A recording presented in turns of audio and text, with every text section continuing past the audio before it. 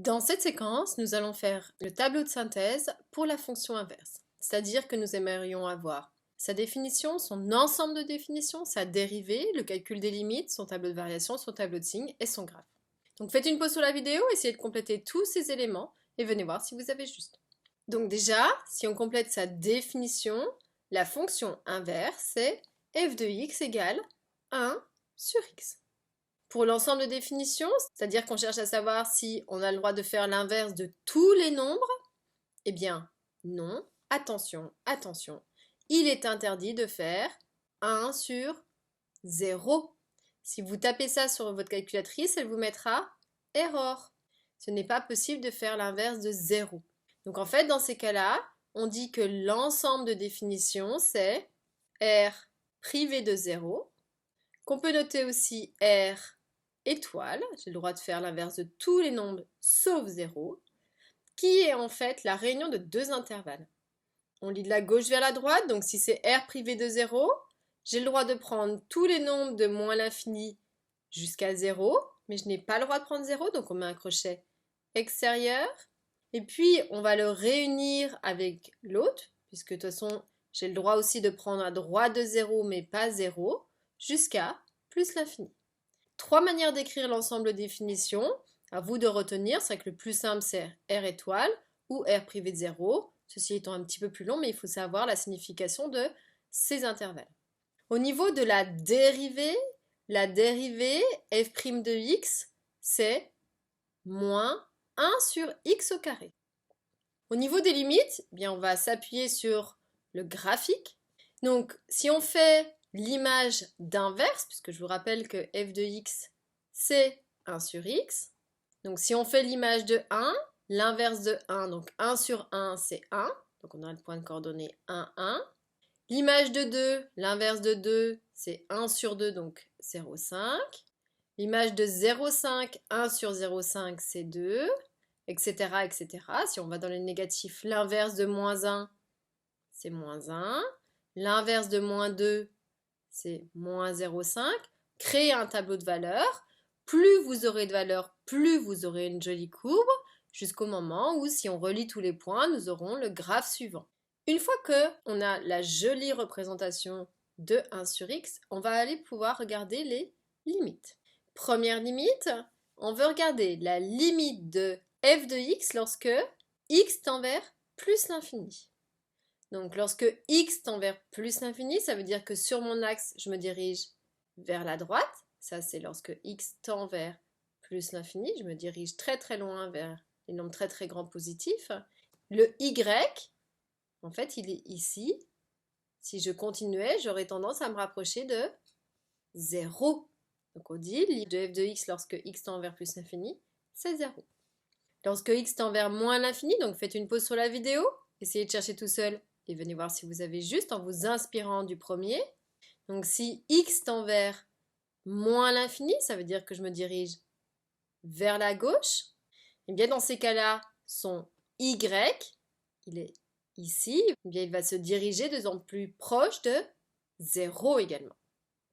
On pourrait donner une petite précision quand même entre ces deux limites puisque c'est des zéros un tout petit peu différents.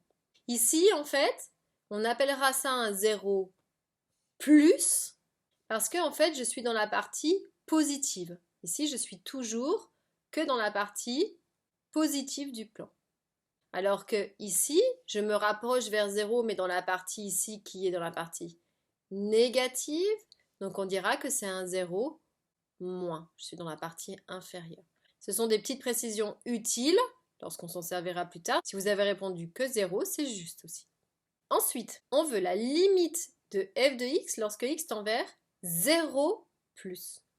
Ça veut dire que je me rapproche de 0, mais le petit plus me dit dans la partie positive. Donc sur l'axe des abscisses, 0 il est ici, dans la partie positive, ça veut dire que j'arrive comme ceci. Ça c'est le côté 0 plus.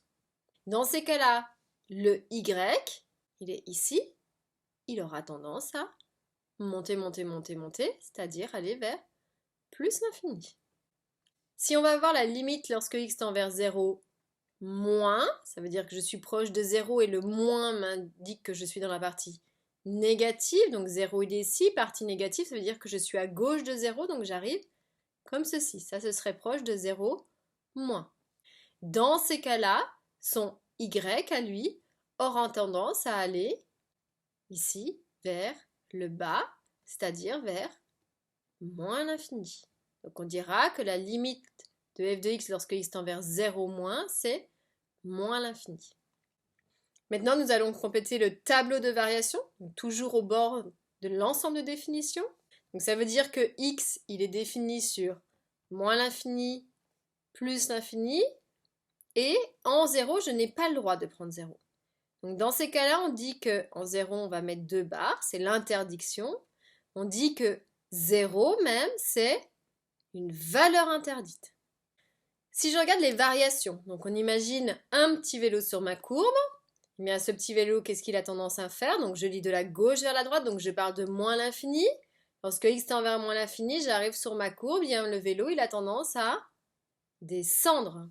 Donc en fait, on fait une flèche qui descend. Ensuite, en 0, valeur interdite, donc je passe de l'autre côté de l'asymptote et je repars où? Bien, on part de tout là-haut en haut. Et en fait, le petit vélo, il a de nouveau tendance à descendre. Donc en fait, la fonction, elle est décroissante sur 2 intervalles. Je peux compléter le tableau de variation avec les limites que j'avais obtenues. Limite en moins l'infini, on avait vu que c'était 0. Limite en 0, alors attention ici, je vais être à gauche de 0, c'est-à-dire en 0 moins. On avait vu que c'était moins l'infini. Je bascule de l'autre côté de ma valeur interdite. Donc ici, je suis à droite de 0, donc en 0 plus. Là, on avait vu que c'était plus l'infini. Et limite en plus l'infini, eh bien, c'est 0. Donc voici le tableau de variation complet. Si je fais le tableau de signes, même chose, on met déjà l'ensemble de définitions, donc moins l'infini, plus l'infini, et 0 qui est ma valeur interdite, donc toujours des doubles barres.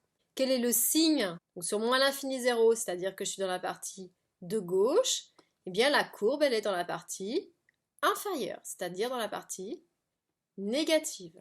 Donc la fonction, elle est strictement négative sur moins l'infini 0. Et puis sur l'intervalle 0 plus l'infini, je suis dans la partie ici à droite, eh bien ma courbe, elle est dans la partie supérieure, c'est-à-dire toujours dans la partie positive. Donc en fait, on mettra un plus ici. Elle est strictement négative sur moins l'infini 0. Elle est strictement positive sur 0 plus l'infini.